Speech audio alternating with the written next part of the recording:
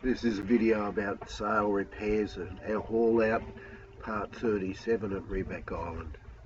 This is my introduction to Sailing Wilson on YouTube. I own a 2013 Island Spirit catamaran, 38 foot in length, and I really love my boat. I'm sure you've heard this before, but please give me a thumbs up and subscribe to my channel and push on the notification bell. That'd help a lot. By the way, please share my videos with other people you know. I'm currently on the hard stand at Rebec Island Shipyard, which is in the top middle of the photograph. Rebec Island is a resort island just off the main island of Langkawi in Malaysia. Here's a Google Earth image of my boat just beside the blue dot on the hard stand. And here's a photograph of my boat just after I finished putting the copper coat on. I've still got a lot of work to do. As most people would know, sail repairs are an ongoing thing, and removing the head sail was the first thing we did. We used a winch bit and a Milwaukee drill, lots of power to do that. Because we're still on Rebec Island Shipyard on the hard stand, I was able to get Mark from Latitude Marine Sales and Services, a surveyor on Rebec Island, to give me a hand.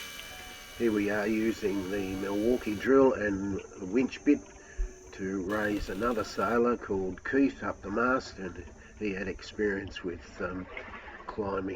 rope climbing and such, so that was good, and a lot fitter than I am. And we slowly raised him up the mast, as you can see here. 1 second. Oh, that's not happening. It's jammed here. The halyard is not jammed. Where is it jammed? The halyard is not jammed. What's jammed is the unit on the coil. Does it need to be? Because the slides on the furling mechanism weren't aligned properly and the fasteners had come loose, the upper swivel wouldn't slide down the foil extrusion to the bottom of the furling system. We're going to leave it and we'll get Chris to do. He'll have to drop this to repair that. Okay. We'll keep that line attached to it anyway. Rightio. So you'll be wanting to come down then? So Keith secured all the lines and undid the shackle to the head sail, so we were able to drop that, and because we couldn't turn the furling system, we had to manually unravel the Genoa, jib, head sail, whichever terminology you like to use. Here's Mark finishing off the dropping of the head sail. So some weeks later, Chris from Yacht Works came to do some work with his team on my yacht, and here, if you pause this, you can get his details, including his mobile number here on Langkawi. And with a bit of difficulty, his crew removed the pipes or rods from the edge of the sail lazy bag, and then slowly but surely we dropped the main sail from the mast, the little plastic slugs or lugs, I think they're called, and dropped them down with great care. The sail was in reasonable condition on the bottom area of it, but up the top it was starting to show its age, where it was exposed to the sun more than the rest of the sail.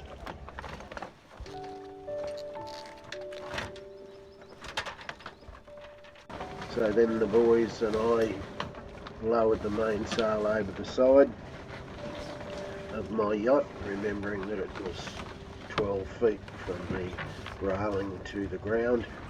It took a little bit of care.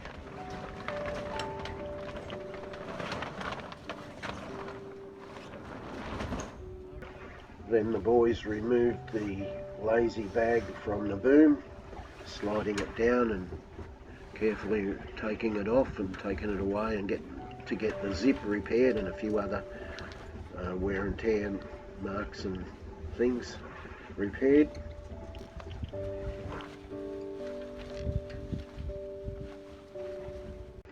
So on another day, Chris and his crew came back and removed the forestay and the furling system from the front of the boat, the bow of the boat.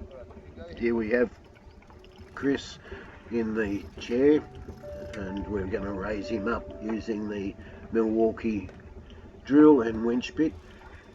And he went up the mast to check out the damage and make a professional judgment on what to do. But basically the whole system had to come off the mast and off the bows, and was lowered to the ground.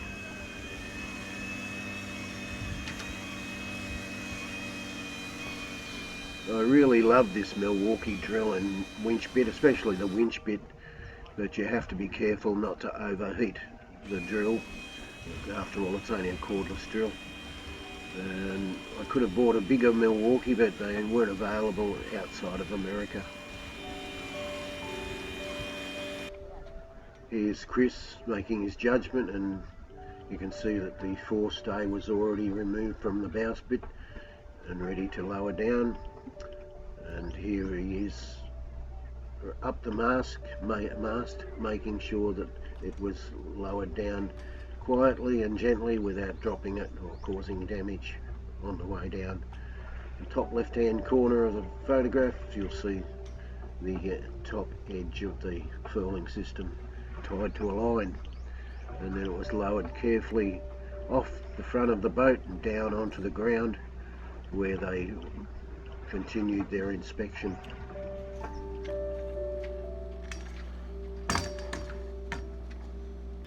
You can see how a bosun's chair and lines help a person get lower down from the mast. And here he is coming to a safe landing. So Chris and his offsider tied a line to the end of the stainless steel forestay, so once it was pulled out of the furling mechanism, there was a line left inside so that the new stainless steel forestay could be dragged back in. And here they are removing the stainless steel forestay from the inside of the mechanism.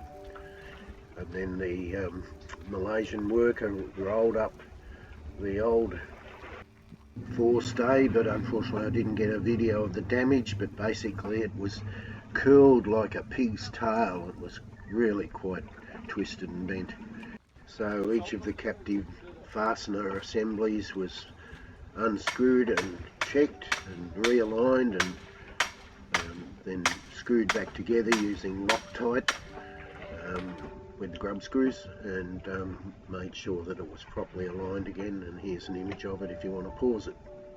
Here's an image of the furling system foil and the joins where the captive fasteners joins different parts of the foil together, and they were removed like I said. And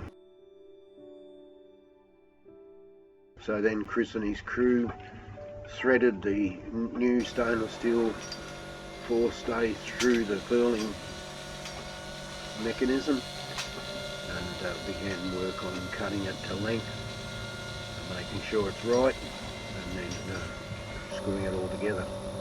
Here you see Chris, he'd cut the wire with the grinder, stainless steel wire with the grinder, and fitted up the attachments, and using two shifting spanners tightened them together to splay the stainless steel into the housing.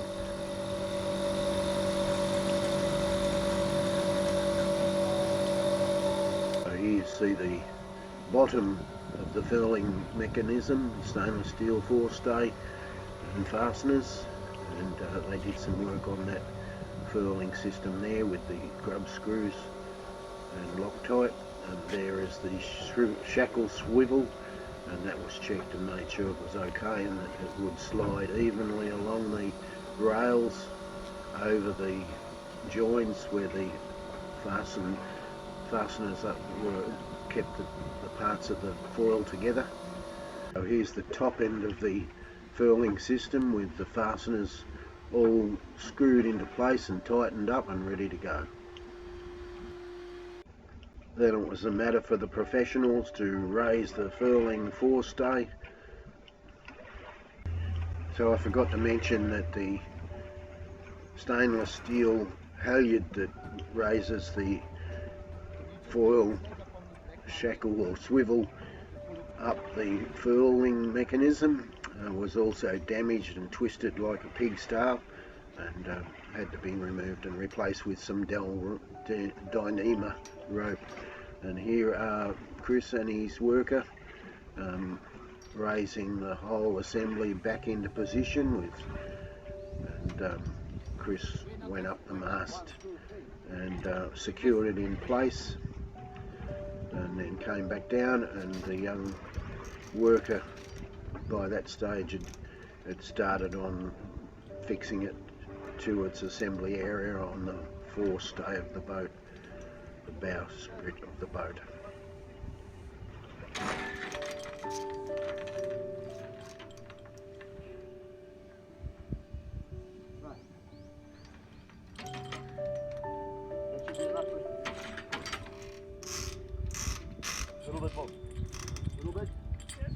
This video shows Chris and his worker securing the bottom of the furling housing and forestay, and then using some tools to tension it up and get the right tension on the forestay, and the job was done.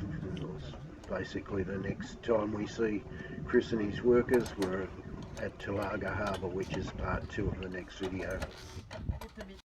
I'm sure you've heard this before, but please give me a thumbs up and subscribe to my channel and push on the notification bell. That'd help a lot. By the way, please share my videos with other people. This video was produced by myself, and it's the end of another exciting video of part 1 of the sail repairs and progress report so far at Reback Island, and then later on at Talaga Harbour anchorage.